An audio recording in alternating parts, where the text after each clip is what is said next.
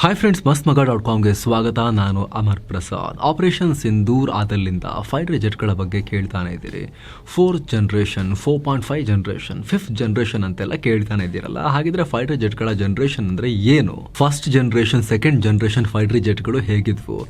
ಈ ಲೋಹದ ಹಕ್ಕಿಗಳು ಹೇಗೆಲ್ಲ ವಿಕಸನ ಹೊಂತ 1ರಿಂದ 6ನೇ ಜನರೇಷನ್ ತನಕ ಈಗ ಬರೋದ್ರಲ್ಲಿ ಏನೆಲ್ಲ ಬದಲಾವಣೆ ಆಯಿತು? ಈ ಅಚ್ಚರಿಯ ಮಾಹಿತಿಯನ್ನು ತಿಳ್ಕೊಳ್ತಾ ಹೋಗೋಣ. ಆ ಕಡೆ ತನಕ ಮಿಸ್ ಮಾಡಿದೆ ನೋಡಿ. ಫೈಟರ್ ಜೆಟ್ಗಳು ಮತ್ತು ಜನರೇಷನ್.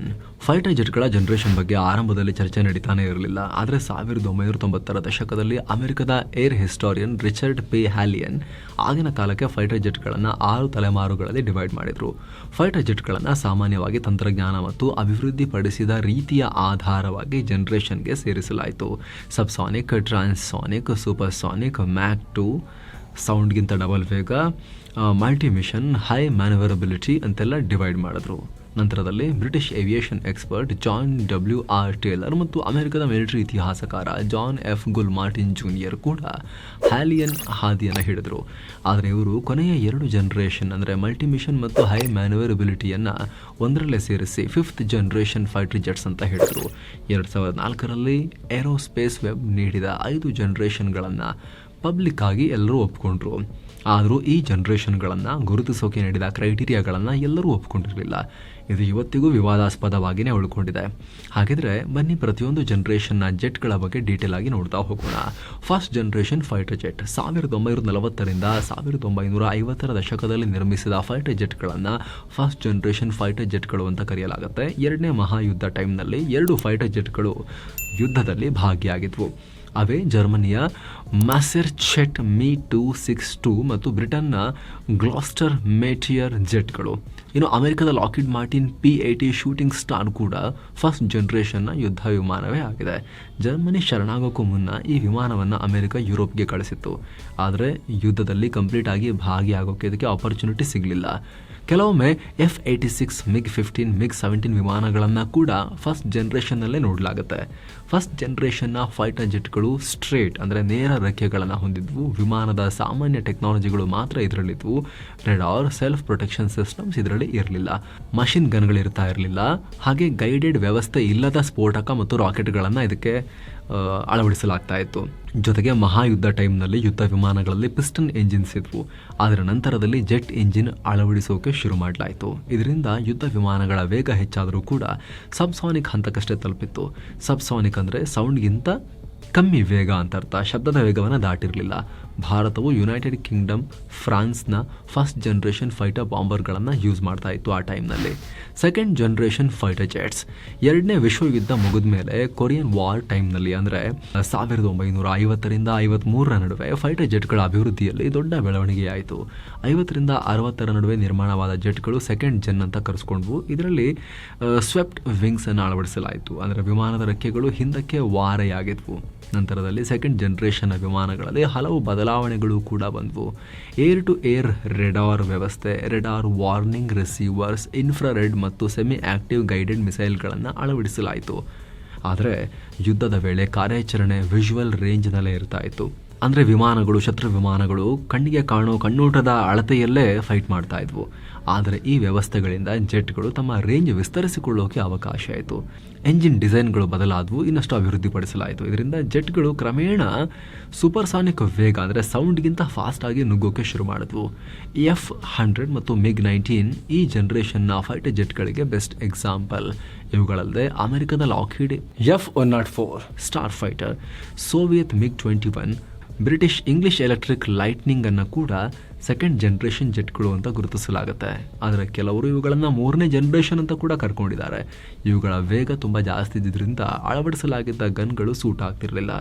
ಅಭಿವೃದ್ಧಿ ಹೊಂದಿರುವ ಹಲವು ದೇಶಗಳ ವಾಯುಪಡೆಯಲ್ಲಿ ಈ ವಿಮಾನಗಳು ಇವತ್ತಿಗೂ ಕೆಲಸ ಮಾಡ್ತಿವೆ. ಭಾರತದಲ್ಲೂ ಸೋವಿಯತ್ ಯೂನಿಯನ್ MiG-21 ಮೊನ್ನೆ ತನಕ ಯೂಸ್ ಆಗಿದೆ. ಏನು ಸ್ನೇಹಿತರೆ, ವರದಿಯಲ್ಲಿ ಮುಂದುವರಿಯುವ ಮುನ್ನ 7 Sands ಟೂರಿಸಂ ಕಂಪನಿ ರಾಮೇಶ್ವರಂ ಕನ್ಯಾಕುಮಾರಿಗೆ ಒಂದು ಟ್ರಿಪ್ ಆಯೋಜಿಸಿದೆ. ಆಫರ್ ಪ್ರೈಸ್ ಕೇವಲ 19,700 ರೂಪಾಯಿ ಮಾತ್ರ. ಮದುರೈ, ಕನ್ಯಾಕುಮಾರಿ, ತಿರುವನಂತಪುರ, ಅನಂತ ಪದ್ಮನಾಭ ಸ್ವಾಮಿ, ತಿರುಚೆಂಡೂರ್, ರಾಮೇಶ್ವರಂ, ತಂಜಾವೂರಿಗೆ ಹೋಗೋದಿರುತ್ತೆ. 3 ನೈಟ್ 4 ಡೇಸ್ ಟ್ರಿಪ್ ಇದು. ಈ ಪ್ಯಾಕೇಜ್ ಅಲ್ಲಿ 2+2 AC ಬಸ್ ವ್ಯವಸ್ಥೆ, 3 ಸ್ಟಾರ್ ಹೋಟೆಲ್ ನಲ್ಲಿ ಸ್ಟೇ, ಆಲ್ ಮೀಲ್ಸ್, ದೇವರ ದರ್ಶನ, ಬೋಟಿಂಗ್ ಮತ್ತು auto charges, 24/7 Kannada tour manager ಸೌಲಭ್ಯ ಹಾಗೂ ಹಿರಿಯ ನಾಗರಿಕರಿಗೆ ವಿಶೇಷ ಕೇರ್ ಇರುತ್ತೆ. ಹೊರಡೋ ದಿನ ಜೂನ್ 13, 2025. ಕೆಲವೇ ಸೀಟುಗಳು ಲಭ್ಯ. ಆಸಕ್ತರು ಈ ನಂಬರ್ಗೆ ಕಾಲ್ ಮಾಡಿ ನಿಮ್ಮ ಸೀಟನ್ನ ಕೂಡ ಬುಕ್ ಮಾಡಿ. ಬನ್ನೀಗ ವರದಿಯಲ್ಲಿ ಮುಂದುವರಿಯೋಣ. ಥರ್ಡ್ ಜನರೇಷನ್ ಫೈಟರ್ ಜೆಟ್ಸ್ 1960ರಿಂದ 70ರ ದಶಕದಲ್ಲಿ ಯುದ್ಧ ವಿಮಾನ ಕ್ಷೇತ್ರದಲ್ಲಿ ಭಾರಿ ಪ್ರಮಾಣದ ಕ್ರಾಂತಿಯಾಯಿತು. ವಿಮಾನಗಳ ಟೆಕ್ನಾಲಜಿ ಮತ್ತು ಶಸ್ತ್ರಾಸ್ತ್ರ ವ್ಯವಸ್ಥೆಗಳಲ್ಲಿ ದೊಡ್ಡ ಮಟ್ಟದ ಬದಲಾವಣೆ ಮಾಡಲಾಯಿತು. ಇದರಿಂದ ಅವುಗಳ ಸಾಮರ್ಥ್ಯ ಚೇಂಜ್ ಆಯಿತು. ಆರಂಭಿಕ ಹಂತದಲ್ಲಿ F-105, F-106 ಹಾಗೆ MiG-23, F-4 ಈ ಜನರೇಷನ್ನ ವಿಮಾನಗಳಿಗೆ ಉದಾಹರಣೆಯಾಗಿದ್ದಾವೆ. ಕೆಲವೊಂದ್ಸಲ ಸೆಕೆಂಡ್ ಜನರೇಷನ್ MiG-21ಗಳನ್ನ ಕೂಡ ಥರ್ಡ್ ಜನರೇಷನ್ ಜೆಟ್ಗಳು ಅಂತಲೇ ಗುರುತಿಸ್ತಾರೆ. ಸೂಪರ್ಸೋನಿಕ್ ಅಂದರೆ ಶಬ್ದಕ್ಕಿಂತಲೂ ಹೆಚ್ಚು ವೇಗ ಹೊಂದಿದ ಈ ಜೆಟ್ಗಳಲ್ಲಿ ಅತ್ಯಾಧುನಿಕ ಇಂಜಿನ್ ಯೂಸ್ ಮಾಡಲಾಗಿತ್ತು. ಮುಂದುವರಿದ ಕ್ಷಿಪಣಿಗಳು ಅಂದರೆ ಏರ್ ಟು ಗ್ರೌಂಡ್ ಮಿಸೈಲ್ ಮತ್ತು ಲೇಸರ್ ಗೈಡೆಡ್ ಸ್ಫೋಟಕಗಳನ್ನು ಕೂಡ ಇವುಗಳು ಹೊತ್ತು ಹಾರೋಕೆ ಶುರು ಮಾಡಿದ್ವು. ಇದರಿಂದ ಫೈಟರ್ ಜೆಟ್ಗಳ ಸಾಮರ್ಥ್ಯ ಮತ್ತಷ್ಟು ಜಾಸ್ತಿ ಆಯಿತು.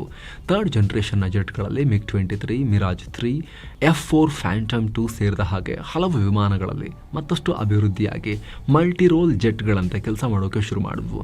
ಅಂದರೆ ಮೊದಲೆಲ್ಲ ವಿಜುವಲ್ ರೇಂಜ್ನಲ್ಲೇ ಯುದ್ಧ ವಿಮಾನಗಳು ಹೋರಾಟ ಮಾಡ್ತಿದ್ವು. ಆದರೆ ಇಲ್ಲಿ ವಿಜುವಲ್ ರೇಂಜ್ ಮೀರಿ ಟಾರ್ಗೆಟ್ ಹೊಡೆಯೋಕೆ ಸಾಮರ್ಥ್ಯವನ್ನು ಗಳಿಸೋಕೆ ಶುರು ಮಾಡಿದ್ವು. ಜೊತೆಗೆ ಏರ್ ಟು ಏರ್ ಕಾಂಬ್ಯಾಟ್, ಏರ್ನಿಂದ ನೆಲಕ್ಕೆ ಗುರಿ ಇಡೋದು ಎಲ್ಲವನ್ನ ಮಾಡೋಕೆ ಶುರು ಮಾಡಿದ್ವು. ಇವುಗಳಲ್ಲಿ ಈಗಲೂ ಹಲವು ಬಳಕೆಯಲ್ಲಿವೆ. ಭಾರತದಲ್ಲಿ ಈ ಜನರೇಷನ್ನ ಮಿಗ್ ಸೀರೀಸ್ನ ಹಲವು ಫೈಟರ್ ಜೆಟ್ಗಳನ್ನು ಈಗಲೂ ಬಳಸಲಾಗುತ್ತೆ. ಈಗಲೂ ಕೂಡ ಸೆಪೆಕ್ಯಾಟ್ ಜಾಗ್ವಾರ್ ಅನ್ನೋ ವಿಮಾನ ಬಳಕೆಯಲ್ಲೇ ಇದೆ. ಫೋರ್ತ್ ಜನರೇಷನ್ ಫೈಟರ್ ಜೆಟ್ 1970ರಿಂದ 80ರ ದಶಕದ ನಡುವೆ ರೆಡಿಯಾದ ಫೈಟರ್ ಜೆಟ್ಗಳನ್ನು ಫೋರ್ತ್ ಜನರೇಷನ್ ಫೈಟರ್ಸ್ ಅಂತ ಕರೆಯಲಾಗುತ್ತೆ. ಇವುಗಳು ಇವತ್ತಿಗೂ ದೊಡ್ಡ ಮಟ್ಟದಲ್ಲಿ ಯೂಸ್ನಲ್ಲಿವೆ ಮತ್ತು ಈ ಜನರೇಷನ್ನ ಫೈಟರ್ ಜೆಟ್ಗಳು ದೀರ್ಘಕಾಲ ಬಳಕೆಯಾದ ಫೈಟರ್ ಜೆಟ್ಗಳಾಗಿವೆ. F-14, F-15, FA-18, Sukhoi 27, MiG-29, Mirage 2000 ಸೇರಿದ ಹಾಗೆ ಹಲವು ಜೆಟ್ಗಳು ಈ ಕ್ಯಾಟಗರಿಯಲ್ಲಿ ಬರ್ತವೆ. ಈಗ ಬಳಕೆಯಲ್ಲಿರೋ ಮತ್ತು ನಿರ್ಮಾಣವಾಗ್ತಿರೋ ಬಹುತೇಕ ಹೊಸ ಜೆಟ್ಗಳು ಕೂಡ ಈ ಜನರೇಷನ್ನವು ಬರ್ತಾ ಇದ್ದಾವೆ. ಥರ್ಡ್ ಜನರೇಷನ್ಗೆ ಹೋಲಿಸಿದ್ರೆ ಇವುಗಳಲ್ಲಿ ದೊಡ್ಡ ಮಟ್ಟದ ಬದಲಾವಣೆಗಳಿವೆ.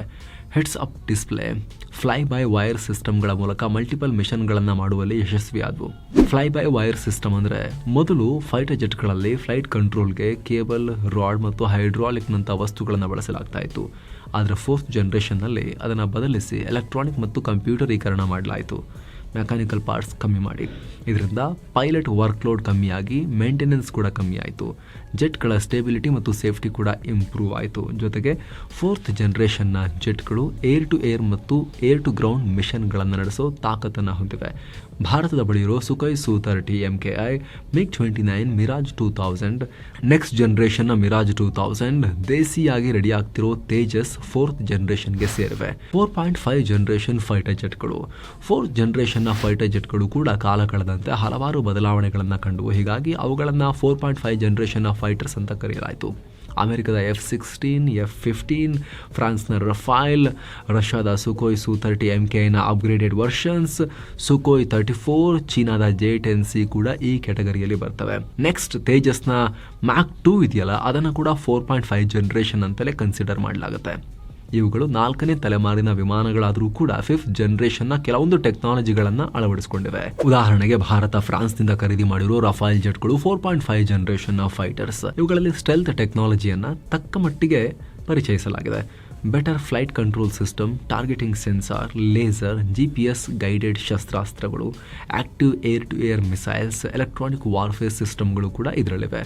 ಕೋಲ್ಡ್ ವಾರ್ ಮುಗಿದ ಬಳಿಕ ಮಿಲಿಟರಿ ಮೇಲಿನ ಖರ್ಚು ಕಮ್ಮಿ ಮಾಡೋದು ದಿಗ್ಗಜ ರಾಷ್ಟ್ರಗಳಿಗೆ ಅನಿವಾರ್ಯ ಆಯಿತು. ಹೀಗಾಗಿ 5th ಜನರೇಷನ್ಗೆ ಇಳಿಯೋ ಮುನ್ನ ಇರೋ ವಿಮಾನಗಳನ್ನೇ ಮತ್ತಷ್ಟು ಆಧುನೀಕರಣಗೊಳಿಸೋ ಕಡೆ ಗಮನ ಹರಿಸಿದ್ರು. ಈ ಕಾರಣದಿಂದ ಫೈಟರ್ ಜೆಟ್ ಲೋಕದಲ್ಲಿ 4.5 ಜನರೇಷನ್ ಹುಟ್ಕೊಂಡ್ವು. 5th ಜನರೇಷನ್ನ ಫೈಟರ್ ಜೆಟ್ಸ್ 2005ರ ನಂತರ 5th ಜನರೇಷನ್ ಫೈಟರ್ ಜೆಟ್ಗಳ ಕೆಲಸ ಶುರುವಾಯಿತು.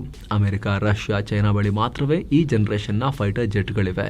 ಹಲವು ರಾಷ್ಟ್ರಗಳು ಇನ್ನೂ ಡೆವಲಪ್ ಮಾಡ್ತಾ ಇವೆ. ಈ ಲಿಸ್ಟ್ನಲ್ಲಿ ಭಾರತದ AMCA ಕೂಡ ಸೇರಿದೆ. ಸ್ಟೆಲ್ತ್ ಅಂದ್ರೆ ಶತ್ರುಗಳ ನೆಲದಲ್ಲಿ ರೆಡಾರ್ ಕಣ್ತಪ್ಪಿಸಿ ಸಾಗೋ ಸಾಮರ್ಥ್ಯ ಈ ಜನರೇಷನ್ನ ಫೈಟರ್ ಜೆಟ್ಗಳಿಗೆ ಇರಬೇಕಾಗತ್ತೆ. ಈ ಜೆಟ್ಗಳಲ್ಲಿ ಪೈಲಟ್ಗೆ ಯುದ್ಧ ಭೂಮಿಯ 360 ಡಿಗ್ರಿ ವ್ಯೂ ಸಿಗುತ್ತೆ. ಇಂಧನ ಸಾಮರ್ಥ್ಯ, ರೇಂಜ್, ಶಸ್ತ್ರಾಸ್ತ್ರ ಹೊತ್ತೊಯ್ಯೋ ಸಾಮರ್ಥ್ಯ ಎಲ್ಲದರಲ್ಲೂ ಮೇಲುಗೈ ಸಾಧಿಸ್ತಾವಿವು. ಸೂಪರ್ ಕ್ರೂಸ್ ಅಬಿಲಿಟಿಯನ್ನು ಹೊಂದಿವೆ. ಅಮೆರಿಕದ F-22, F-35, Sukhoi T-50, Sukhoi 57, ಚೀನಾದ ಚೆಂಗ್ಡು J-20 ವಿಮಾನಗಳು ಈಗ ಆಲ್ರೆಡಿ ರೆಡಿಯಾಗಿ ವಾಯುಪಡೆ ಸೇರಿವೆ. ಇಲ್ಲಿ ಸೂಪರ್ ಕ್ರೂಸ್ ಮಾಡೋ ಎಬಿಲಿಟಿ ಅಂತ ಬಂತು. ಏನಿದು ಸೂಪರ್ ಕ್ರೂಸ್ ಮಾಡೋ ಎಬಿಲಿಟಿ ಅಂತ ಹೇಳಿದ್ರೆ, ಶಬ್ದದ ವೇಗಕ್ಕಿಂತ ಜಾಸ್ತಿ ರೆಗ್ಯುಲರ್ ಇಂಜಿನ್ ನ ಪವರ್ ಮೂಲಕವೇ ಹೋಗೋ ಸಾಮರ್ಥ್ಯ. ಈಗಿನ ವಿಮಾನಗಳಲ್ಲಿ ಏನಾಗುತ್ತೆ, ಸೂಪರ್ ಸಾನಿಕ್ ಹೋಗ್ತವೆ, ಆದರೆ ಅದಕ್ಕೆ ಎಕ್ಸ್ಟ್ರಾ ಪವರ್ಗೋಸ್ಕರ ಆಫ್ಟರ್ ಬರ್ನರ್ಸ್ ಅನ್ನ ಯೂಸ್ ಮಾಡಬೇಕಾಗತ್ತೆ. ನೀವು ಎಕ್ಸಾಸ್ಟ್ ಹತ್ರ ನೋಡ್ಬೋದು, ಇನ್ನಷ್ಟು ಇಂಧನವನ್ನು ಚೆಲ್ಲಿ ಇನ್ನಷ್ಟು ಫ್ಯೂಯಲ್ ಬರ್ನ್ ಮಾಡಿಬಿಟ್ಟು ಎಕ್ಸ್ಟ್ರಾ ಪವರನ್ನು ಗೇನ್ ಮಾಡಿಕೊಂಡು ಇನ್ನೂ ವೇಗವನ್ನು ಅಚೀವ್ ಮಾಡ್ತವೆ. ಆದರೆ ಸೂಪರ್ ಕ್ರೂಸ್ ಎಬಿಲಿಟಿ ಅಂತ ಹೇಳಿದ್ರೆ ಆ ರೀತಿ ಆಫ್ಟರ್ ಬರ್ನರ್ ಯೂಸ್ ಮಾಡದೇನೆ ರೆಗ್ಯುಲರ್ ಇಂಜಿನ್ನಲ್ಲಿ ಆಗುವಂಥ ಕಂಬಷನ್ನಿಂದಲೇ ಸೂಪರ್ ಕ್ರೂಸ್ ಅಂದರೆ ಸೂಪರ್ಸಾನಿಕ್ ಸ್ಪೀಡ್ಗಿಂತ ಜಾಸ್ತಿ ಹೋಗೋ ಎಬಿಲಿಟಿ. ಇದರಿಂದ ಅಡ್ವಾಂಟೇಜ್ ಏನು ಅಂತ ಹೇಳಿದ್ರೆ ಸ್ನೇಹಿತರೆ, ಹೆಚ್ಚು ವೇಗದಲ್ಲೂ ಹೋಗ್ಬೋದು, ಜಾಸ್ತಿ ಇಂಧನವನ್ನು ಖರ್ಚು ಮಾಡಿದೆ, ಅದರಿಂದ ವಿಮಾನದ ಕಾರ್ಯಾಚರಣೆಯ ವ್ಯಾಪ್ತಿ ಹೆಚ್ಚಾಗುತ್ತೆ. ಬರ್ತಾ ಇದೆ 6ನೇ ಜನರೇಷನ್ನ ಫೈಟರ್ ಜೆಟ್.